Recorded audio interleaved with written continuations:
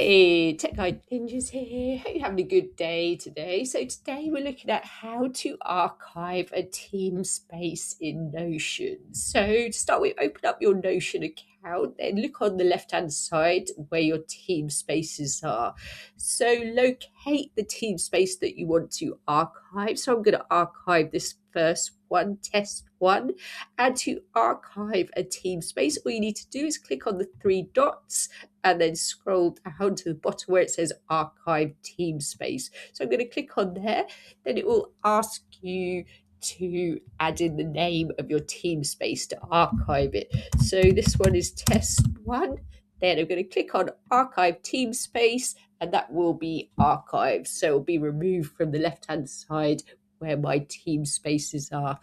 I hope that was helpful. Please like the video and subscribe. I will see you soon.